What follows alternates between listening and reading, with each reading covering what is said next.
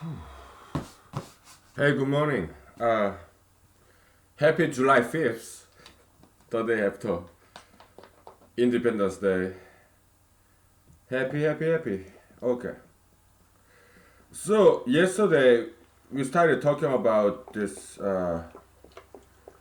my encounter with two young African American liberal ladies, females, and then, yeah, they made fantastic argument, uh, theory, defense theory, basically, just like criminal defense lawyers, but they are not lawyers, okay? They are, what are they? Civilians, okay? And they have very good jobs. To obviously they make good money. They were dining in this fancy restaurant, right? When I go there, I do eat sometimes, but like something cheap, right? Not the entree. I can afford that. I can afford that. Okay, so I just eat like appetizer, right? Which I can afford. But the ladies, yeah, they're having entree and also champagne. They must be making a lot of money. Okay, so and they're very smart too. I was very impressed. So I told you, yeah, they're kind of like defense theory of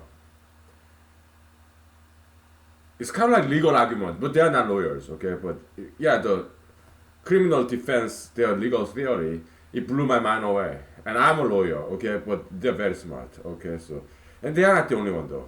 I also talk to other people who are young, who are liberal, who are female, and they are not Caucasian, they are different races, but yeah, they are in support of Black Lives Matter, even though method of this vandalism, okay, so I was kind of interested in what they have to say to defend vandals. They are not vandals themselves, but this Black Lives Matter movement, some of them are vandalists, right? So I was asking them about the hey, what do you think about all this spray painting and on the wall, taking down the statues, looting, riot, arson, burglary, so many times, sometimes even murder, right? Their position, um, they don't like murder that happens in the Black Lives Matter movement, but they were defending property damage, though. So it was not just these two ladies that I met last night.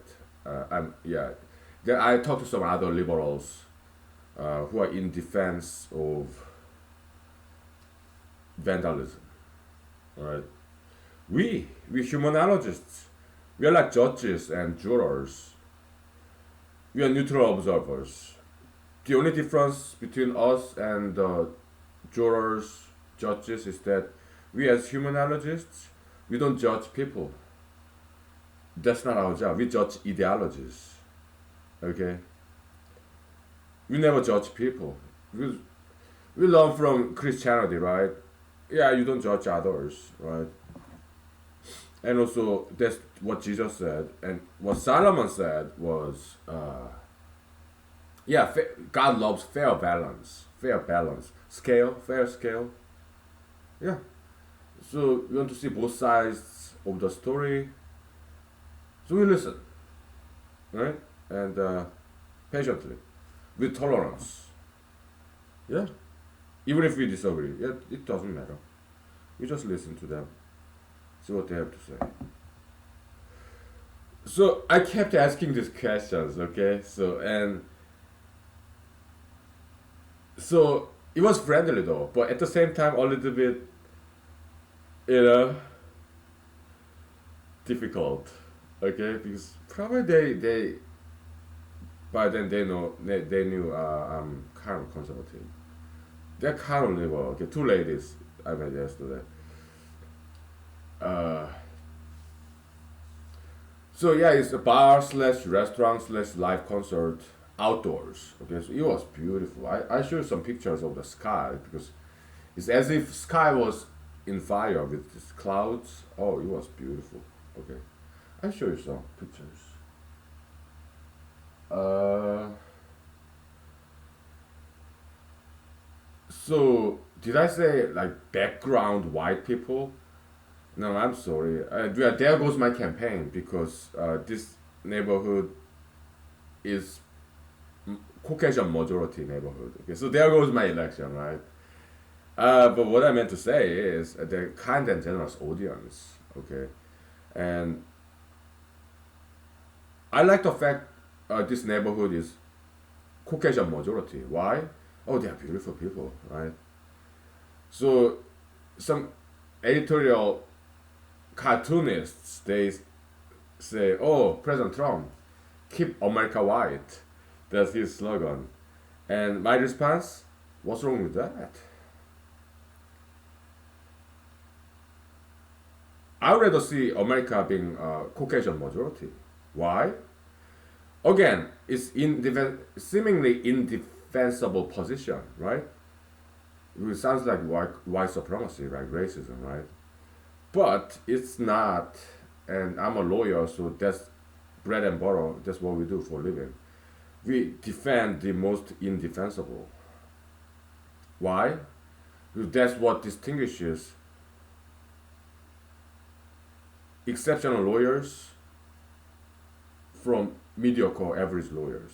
Okay, the best lawyers are the ones who can defend the most indefensible, like Clarence Darrow, legendary lawyer. Okay, yeah, so that's what distinguishes exceptional lawyers from average mediocre lawyers. Okay, so yeah, so how can we defend that? Yeah, keep America white. That's a joke of editorial cartoonist describing President Trump. Okay, because look, in the world, okay, 10% black people and 10% white people, 80% browns, like people like me. You have Hispanics, Asians, Arabs, Jews, mixed races. The rest of us, we are just brown. Okay, 10% black, 10% white. That they are minority race in the world. Okay, so they deserve special protection. Okay, because they are purely black, purely white. They're very rare species. Okay, so they both deserve some special protection. Okay, so with the rest of us, we're just brown. Okay, so there are so many of us. Okay, so we don't deserve that much protection because there's just so many of us, right? So there are blacks in Africa and whites in Europe and Canada, Australia, United States. Okay, so and they're very beautiful race, white race. Okay, so and there are plenty of Asian people in Asia and black people in Africa, right? So keeping America white, that's totally fine. Keeping Asia purely Asian, that's cool. Keeping Africa purely African, that's great. So there's nothing wrong there, huh? There are Hispanics in Latin America, right? Yeah, keep them purely Hispanic. That's great. Okay. Yeah, keep Canada, Australia, United States, white Caucasian majoritarian. What's wrong with that? Huh? Yeah.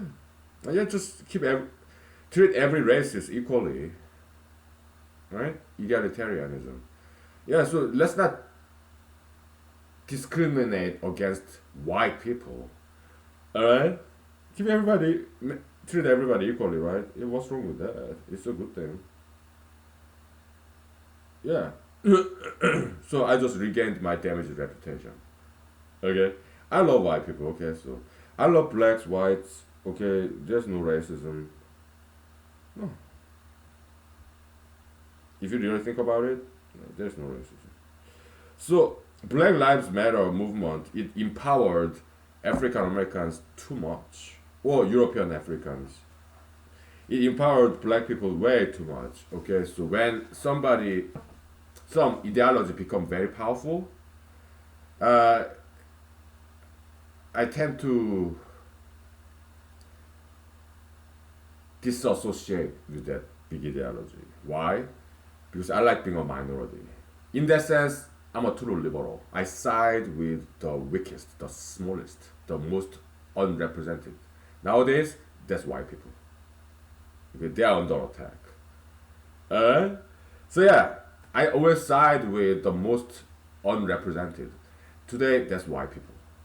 Okay, they are under attack, and blacks, they are way up there. Black Life Matter movement, they empowered black people too much. So nowadays, when I listen to radio, I don't listen to African American music as a protest. Right? So I don't want to be part of that big, powerful ideology. No, I'd rather not. That's why I turn my back on pro LGBT ideology. Why? It became too powerful. When they were weak, back in like 90s, I was moderate liberal and I was moderate pro-gayist. I was in support of gay marriage. I mean, not gay marriage, but homosexual people. I was in support of them, moderately. Why? Because they were very powerless minority. In that sense, I'm a true liberal. Meaning, I will side with the politically weak, politically powerless people. I will side with them. Okay, so. All right, we'll take 5 minutes. Yeah.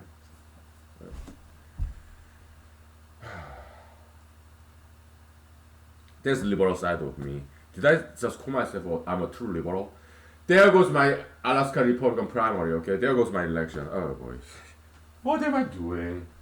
This politically suicidal, right? Oh my goodness. Welcome to humanology. We are like, yeah, whatever, right? Yeah.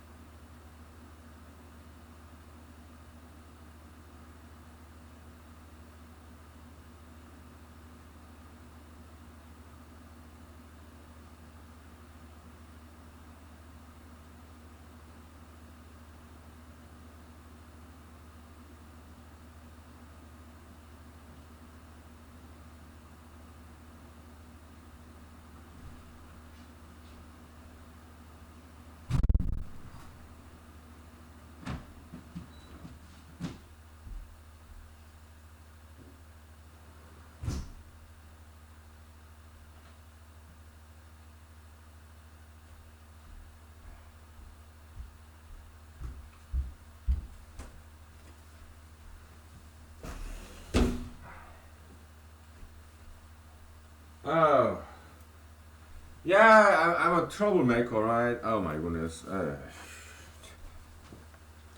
Maybe I should stop drinking. Wait, that was a joke. Every day, right? Yeah, this is a clover leaves. You can barely see it, right? Because I don't want to spill it. Yes, I mean clover flower.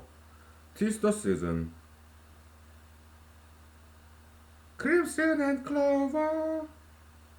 Yeah, there's Tommy James and the Shandles. You know what? There are a lot of bugs here. I mean,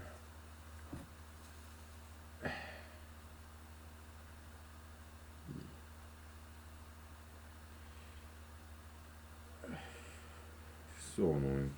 I did wash the wash, but still there are bugs. Whatever.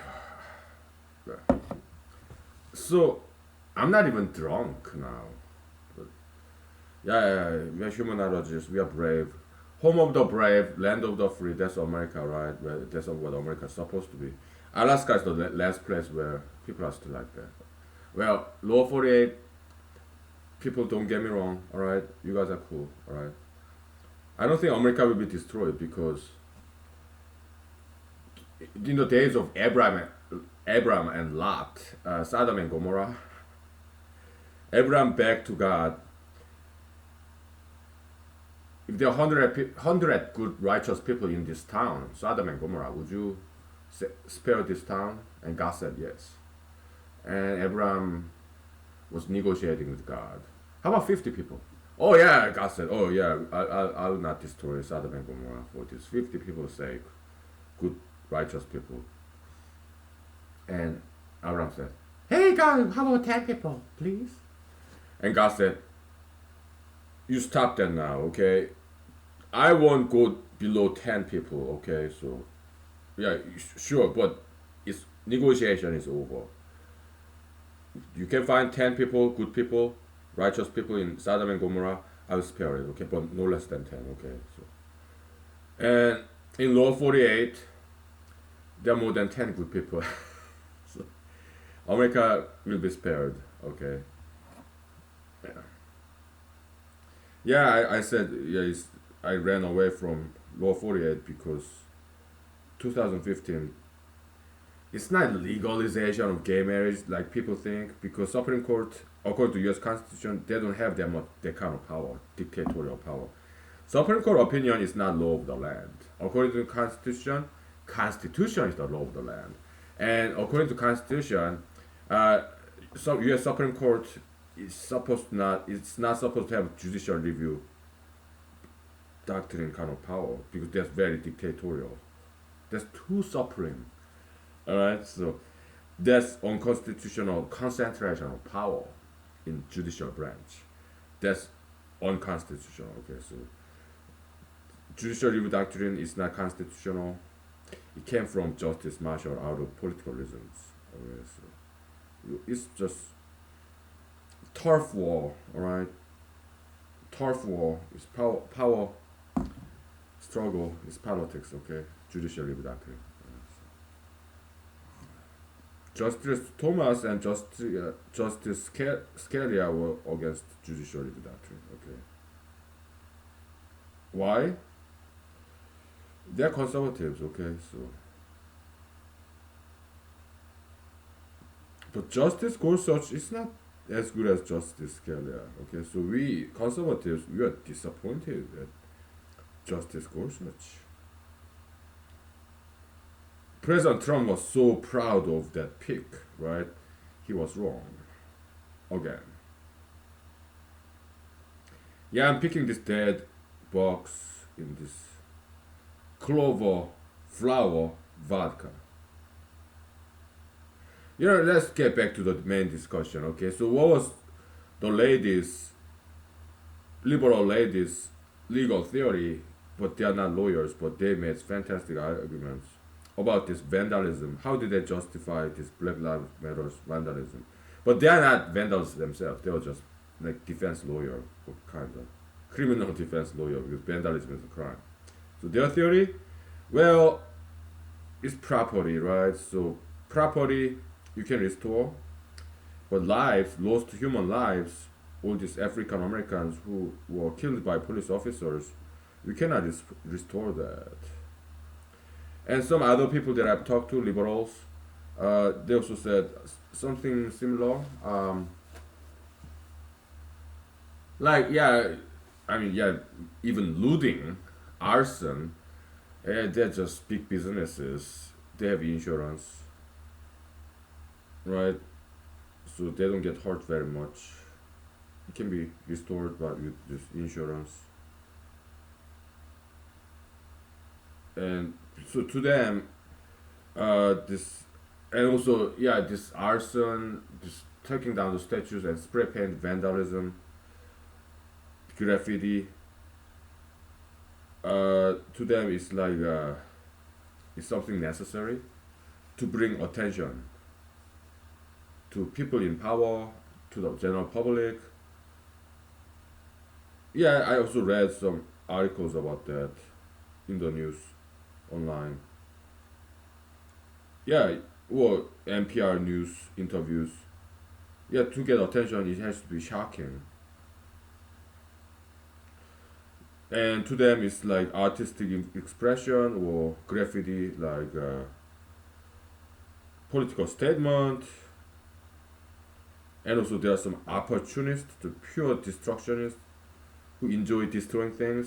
They don't really care about Black Lives Matter activism, but they just want to destroy. So they are not exactly part of Black Lives Matter activism, but they're just criminals who are taking advantage of this opportunism. Yeah. Yeah, I listen to a lot of liberals, okay. Why? Because I'm conservative? I want to at least try to understand Democrats, liberals. And many of them are very smart, okay, so. Yeah, I don't argue with them, I listen to them, okay. But I did keep pressing them.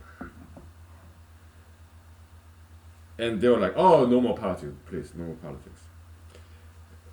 And but it was friendly, but at the same time, it was like very civil debate kind of, but not debate. I was just asking them questions.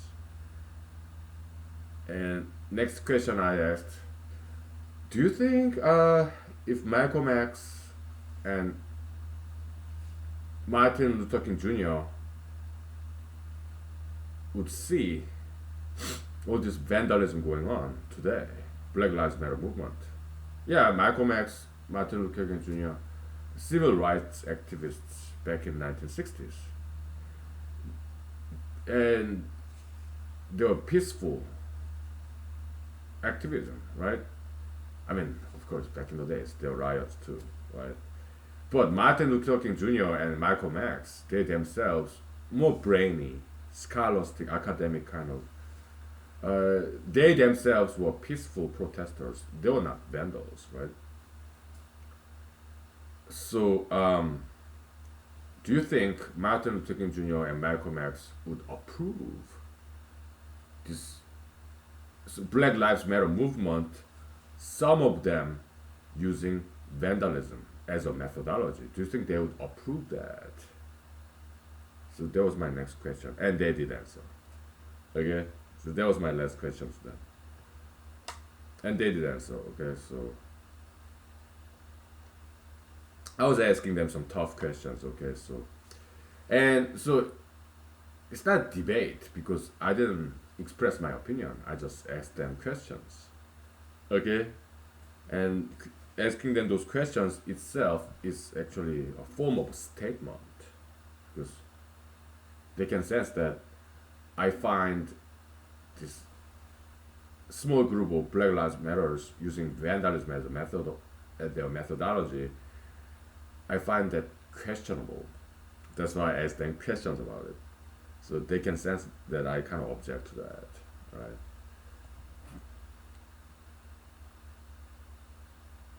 Yeah, kind of Socratic method, kind of, but So that was interesting. I gotta switch out this because it's too many bugs. Okay, so I gotta. All right, we'll take 10 minutes break. Okay, I gotta switch out the cover or something.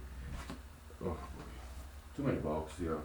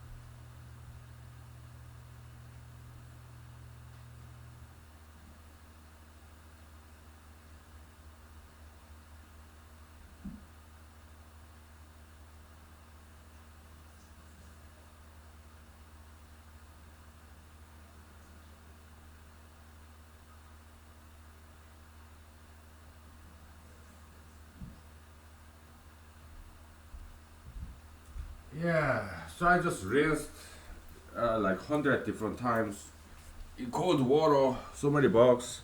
So, uh, although those bugs are not poisonous or anything, it just look bad. And the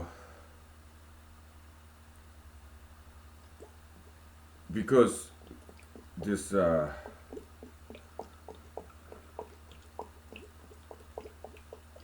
clover flowers is very rich in this nectar. So there are a lot of bugs going after that sugary nectar with this. And yeah, clover is very edible. Clover flower, clover, yeah, they're edible. Okay, so and they're too many bugs. Okay, so there are some plants like ferns, right, or some other types of plants that edible only if you boil it and get rid of the water and boil it again, get rid of the water, and then it become edible, right? There are some plants like that. Okay.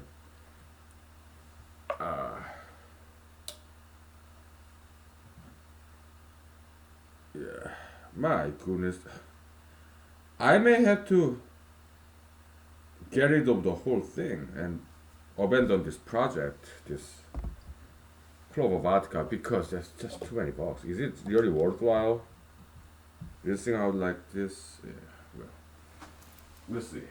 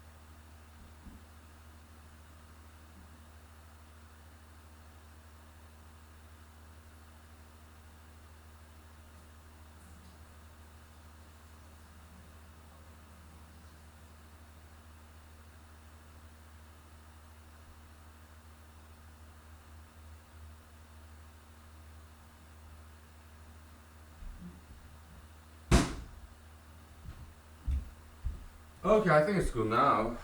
Yeah, I think it's worthwhile because I get to do this only once a year. I mean, clover flowers is it goes very quickly, right? So any given flower, they don't last very long, right? So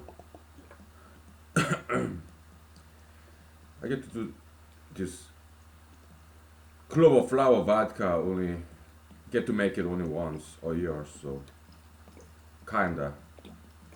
So I think it's worthwhile. Okay. No more bugs. Maybe a few. Whatever. So yeah, African American ladies and also some other ladies, liberal ladies, okay, they're very smart. So yeah, they made this very interesting, powerful legal arguments, although they are not lawyers. And that theory, you know, person's life over property, that concept, actually it's also in jurisprudence as well, in law. I did uh, learn it in law of torts, tort law class. So, like trespass cases, right? It depends on states, but in some states, if somebody trespass, it's illegal to shoot them and kill them or seriously injure them. Okay, some states that's illegal. Why? Because human life is their legal theory behind that law is that human life is more important than properties. So probably it's law of most states in America. If somebody trespass, you cannot shoot them with a gun, okay? Because unless that person poses imminent threat of death and serious injury, okay? So yeah, then yeah, you can shoot them for your self-defense. But when it comes to just property damage, uh,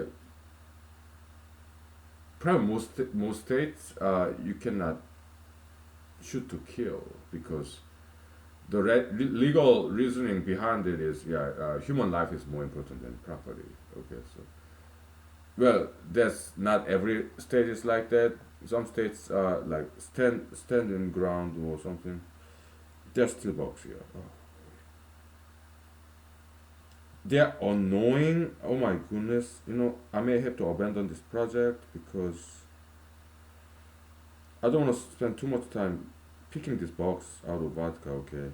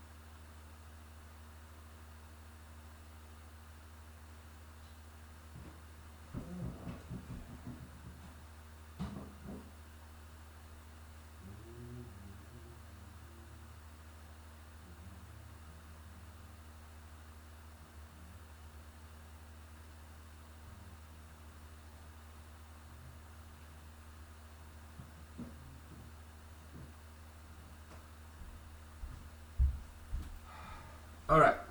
So, uh, again, it's very important. Okay, we love everybody, every race. Okay. Uh, yeah. So we're just having academic discussion. Okay, about issues. Um,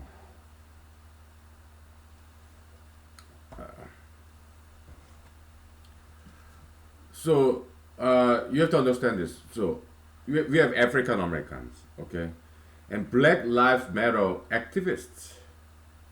My guess is that it's just maybe 10%, less than 10% of African American population engage in Black Lives Matter movement activism. Okay, so that's minority in African American population. Okay, so they don't represent African Americans. Okay, most African Americans they go to work. All right, and Black Lives Matter activists probably like 1% of African American population. Okay, so they don't represent African Americans at all. Okay, it's and also out of so there are small subset of African Americans, Black Lives Matter activists. Okay, out of that subset, you have subset. Let's say there are 100 Black Lives Matters activists. About 1% of them are vandalists, or maybe 10%. Okay, there are so Black Lives Matter activists who are destructionists, vandalists. That's very small percentage of Black Lives Matter movement activists. Okay, let's not forget that. Okay, because we want to be mathematically precise, right? Yeah, because we are good at mathematics. Okay.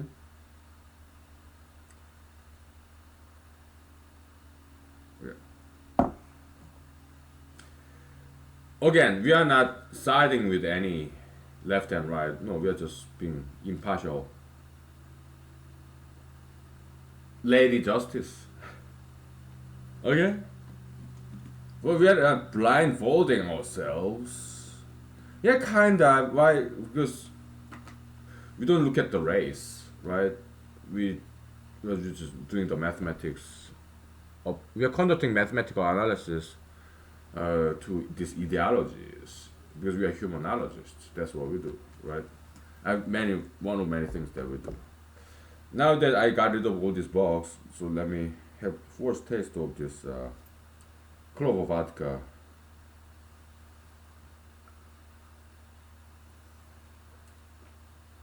It's good. It was worth it. Yeah. Oh, I gotta get rid of these stickers from the bottom of this cup. Alaska themed cup.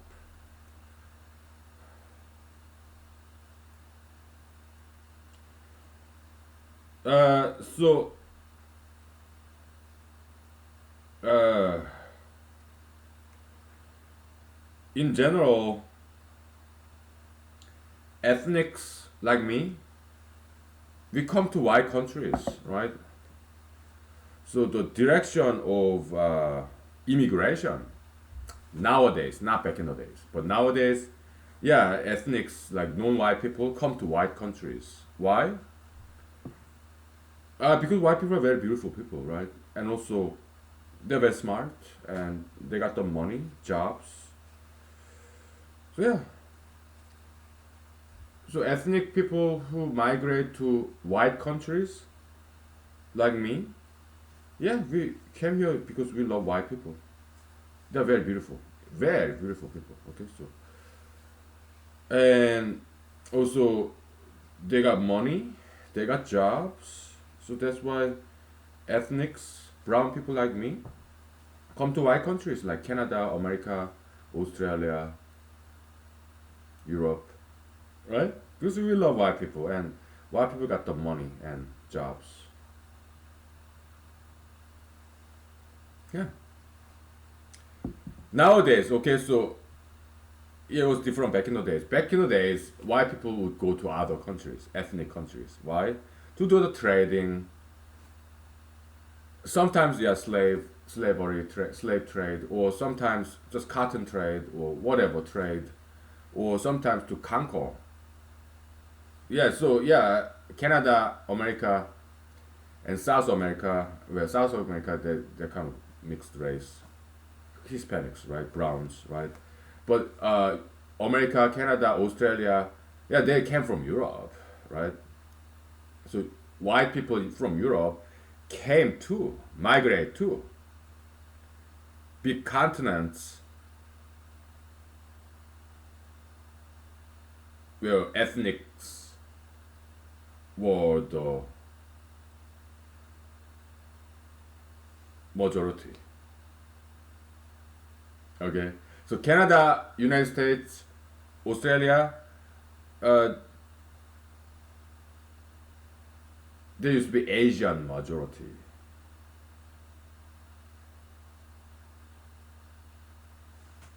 I'm not saying this as an Asian activist, like Asian lives matter.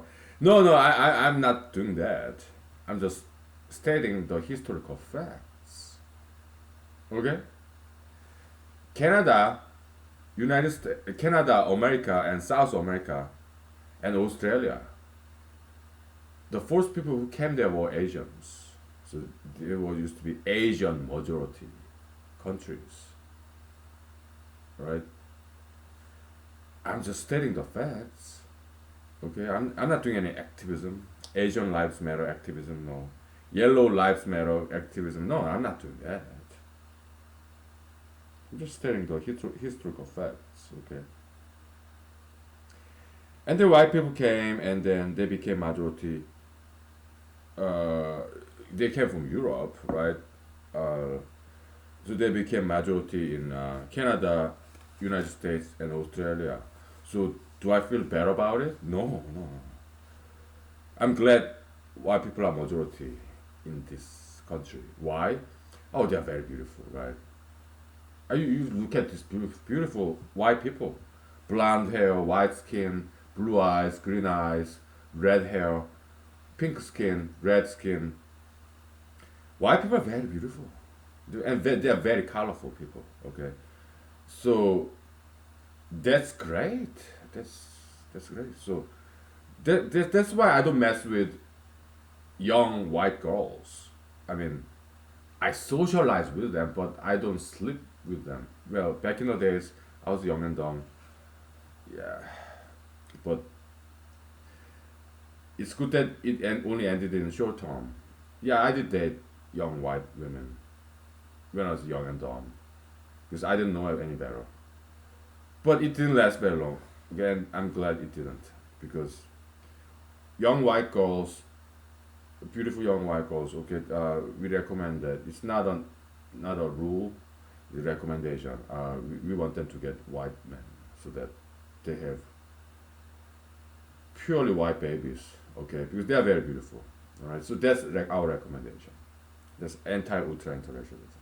Okay, because if I marry as an ethnic guy, if I marry a blonde girl with blue eyes and white skin, our children will be brown. So that Caucasian heritage will be cut off. So by marrying a blonde, young blonde, slender, white Caucasian, blonde hair, white skin, blue eyed girl, by marrying her, I'm erasing the white race, overriding her Caucasian gene with my brown gene. So our children will be brown. They will not have blonde hair, white skin, or blue eyes. They will just brown like me. I have too much respect for the race, Caucasian race. So that's why I don't date young, beautiful white women because they should get white men and marry white guys, good ones, okay, and then have beautiful white babies.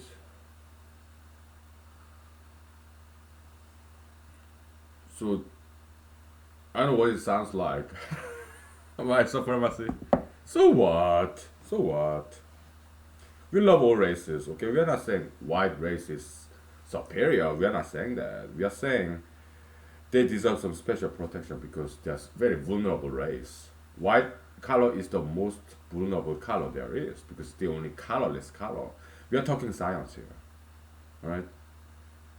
Yeah, and also we talk about conservation, protection, and preservation of endangered species, which is very much Democratic Party liberal kind of stance. So yeah, I can bring left and right together. Nobody else can do this. Okay. But now that I just told you, you can do it too. Okay. So yeah, because I may never get there, but hopefully you get there if I can't. Yeah, the president of the United States or whatever country you are at, right? Yeah, be a politician one day. Because I may never get elected. Okay, why? Uh, Maybe I'm not ready for it. Maybe people are not ready for me. There could be a bunch of different reasons. Because I want to do it my own way. So I don't do door to door knocking and I don't target the registered voters. No, I just go to bars and clubs. I just chill. Okay. I tell you some entertainment story that I did yesterday, okay? We'll stop and restart because I don't want to lose this footage, okay? So, see you soon.